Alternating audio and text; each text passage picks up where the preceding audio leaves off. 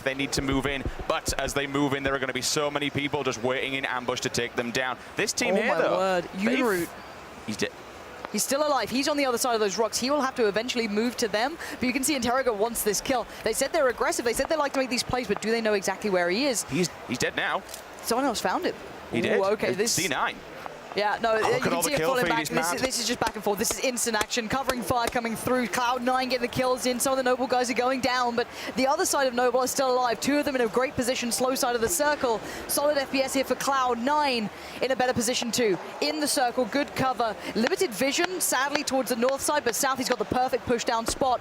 Borg, they're going to find Lex. Lex finally goes down, but he was on a high kill count as well, doing well. And you can see other teammates bleeding out. The walking wounded here. The Blue's going to move in soon. I don't know if we're going to have time for a revive. You can see him crawling, Jared praying for someone to help him out here. And this battle was going on from the very start, but now Mazarini's still alive as well. The land god himself, known for his days in Power Gaming back in COD 4. We're going to see if he can maybe find some late game action. Jared getting revived, get back in. Only 5 bandages though. He's going to have to use them fast and get moving. The battle continues for Cloud9 as well. Solid FPS, going to try and use these bandages, but unfortunately he can only do so much. There are several people right in his line of sight. He's looking for his teammate to give him some support, and he's right behind him. If he does fall, he might be able to get a pick up, but he sees 2 Interrogates on the hill. He tags him up, Interrogates pushed back now, and as you mentioned, Lauren, 28 alive, and this circle, well, he's getting very small, but there's still plenty of people alive in this late game. Yeah, Interrogate's still fine. I like this position as him. He can define the fights that he's being pinched on at the moment, but you can see every shot comes through, everything counts, taking down armor, taking down helmets. It all very much counts, especially at 25 remaining. Ninja managed to take out Mazzarini. That's big. There's Ninja. Lovely control on the shots as well, forcing them to play him from the blue, just about giving himself enough time to run away. And you've got to be so precise in those fights because you give away your position. Stimmed up to the faster run as well. He's getting in. It looks as though Break's been taken down. Flom's doing the work, and his teammate's just been found too. This is so deadly.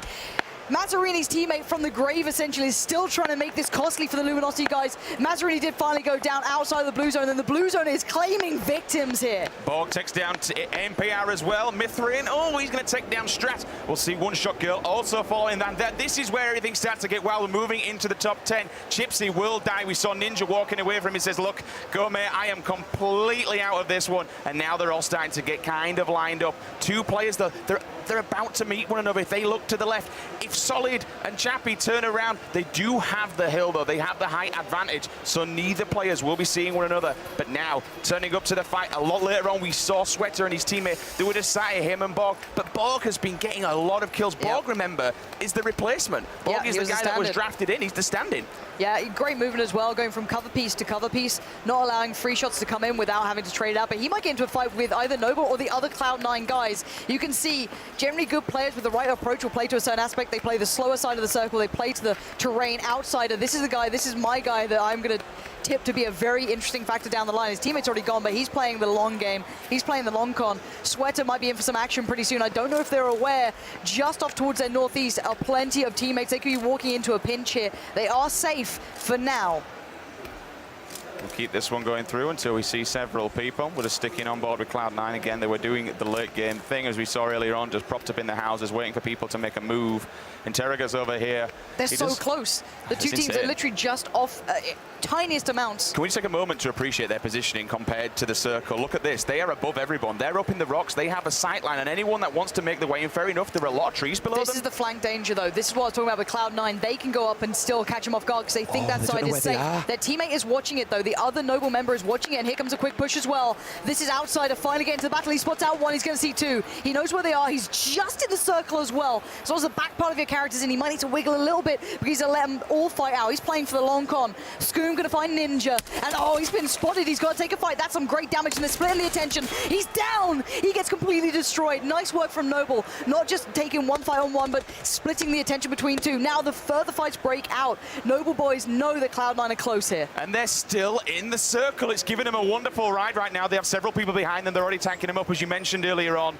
One of them, it's only been tanked up a little bit, but that's fine. Idacula's still full health. Pan on the back. UMP and M4 also. You can hear the shots, so they know where several people are to interrogate his teammate. Will find one, knocks out Solid FPS, which now means that Chappie has to go and help him out. Chappie's going to be worried, and they're all downhill.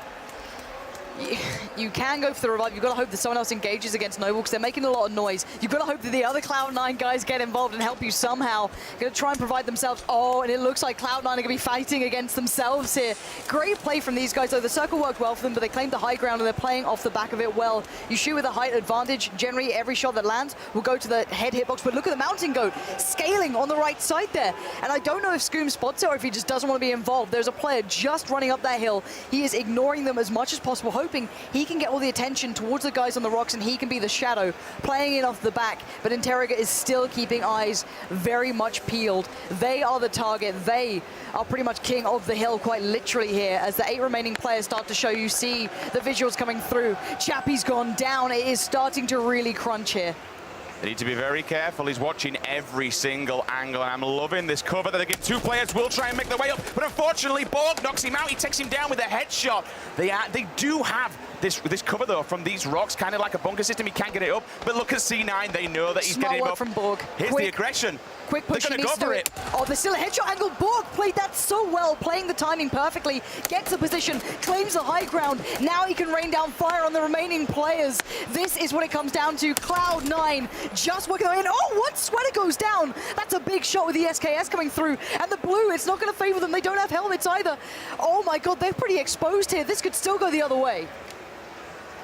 Let's see how this one plays out. We'll take it down for a second. 2 players still remaining at the bottom of the hill, but as you mentioned, they managed to take Noble out. Get rid of them. They can't get the gear, though, as you mentioned. Oh. No helmets on the other side, there's only 1 player, I think, with a helmet, and is that going to be Scoom? No, Scoom's gone. It's a 2v2. We're down to a 2v2 here. We've got the Cloud9 boys on the high ground, but they've got bodies littered everywhere, so they can pick up some loot. On the other side, I think that's Wtcnn, I'm going to call him, or WTCNN. With his teammates still alive, bear in mind. So, and the circle's in their favor. They are standing here right now. He should win this unless nades or something else force him out. He knows where they are. Extended bullets on as well. He's got it all. And well, Cloud9, if there's any time to prove what you're made of, it is in with this moment. 8 seconds remain on the circle. They have to move. They have to go. And they know it. They're baiting out the shots. They're praying someone peeks. Sweater's being the bait. He's just praying someone shoot at me. Please, take me down. Let my teammate trade it. And he can't. Great after positioning here coming in. And now it's just the 1v2. This gets a bit scary. Goes for the kill, and there you have it. Mithrain seals the dinner. Winner, winner, we have it. 6 kills as well. That's awesome. That's a good bumper. That adds a lot more points on top of the points they've actually got for the win also. Incredible, incredible stuff. They stood the ground. You watched before. We saw it with Noble. We saw it with Cloud9. They had the rock advantage. They had the height. Yeah. But as soon as that circle moves, we then see the guys at the bottom who can just say, okay, boys, you have to make your way to us. You have to come to us. We'll sit here. We'll let them bring the fight to us. And there you have it. They bag the first win. They take first blood in day 2, which of course is our duos tournament. Yeah, that's Bosphorus, the team 1. So Mithrain and WTCNN picking up the kills there, and just great positioning, if I'm completely honest. They played that very smart. The circle helped them out, but they split themselves up enough that neither player could be taken down without the other being able to trade it. You could see the approach coming in from the opponents. They were going to try and bait out one player, allow the one who is still on the rocks to take the shots and open up opportunities. It didn't work out. Good positioning, good play, and they played for kills as well, which I really like to see. They weren't quiet on that front. You can see for their team, they have 44 points from kills, which is some of the highest there is, so they did very well in this. 544 after game 1. Yes, indeed. C9 below them, 392. Noble, 302. Liquid, 302. And shout out to Scoom for surviving so long. You saw Molman. He went down probably mid to early game, still bagging 302 points between them. Chappie and Solid FPS in 5th. And then as we work our way down 6th, 7th, and 8th, everyone still, I mean, it was all about that rock fight, right? Yep. You locked at the top. It all kind of came down. 3 teams fighting for battle to make sure they controlled what they thought was the final circle. And the circle just says, nope, we're going to switch things up a bit. We're going to take it down to the bottom. We're going to have to make you work for your dinner. Hey, the guys at the bottom, again, still with no helmets, but being so aggressive, sticking out, and well, there was nowhere else to go but down the hill. No. So I think that's enough from us for now. I think we're going to take a second to kind of review everything ourselves here. But let's find out how that felt on the floor there over with Mithrain and the guys for the interview.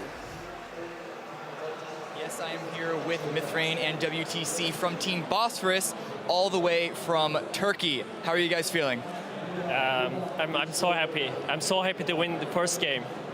I can see it. You guys are hugging right after you guys got the first place prize. How was that game for you? Did it work out like in your favor, how you expected, or did you really have to fight against the game to win? We played very simple actually, and we did the right things every time. Every time. We did the right positioning, right pick, every time was right this game. So you don't think RNG, luck, none of that had anything to do with your victory? In this game, yes. This time. Oh, it did? Yeah. A little bit? A little bit. Like the final circle, a little bit? Because we were a little close to the circle. Safe zone, you know. Circle help us a lot of help us, circle. And we got good positioning, always. And we got US is so much help to us. We use our car as a cover, so Yeah. help a lot, yeah. So yeah, there's no way around it. This game does have an element of randomness, but that's why we're doing 3 matches. This is only the first one, and you got yourself a fair number of points, not just with the victory, but also with the total of 11 kills between the 2 of you. How likely do you think you're going to be able to replicate this outcome in the next 2 games? That was our plan actually, and we did it good, and we will try again. The same thing. Do you think you're going to get number 1 again? I hope so. But do you think so? Yes. Yes. All right, I like it. It's enough for us here right now. We're going to send it back to break, actually, where we get ready for the game number 2 in third-person duos here at Gamescom 2017.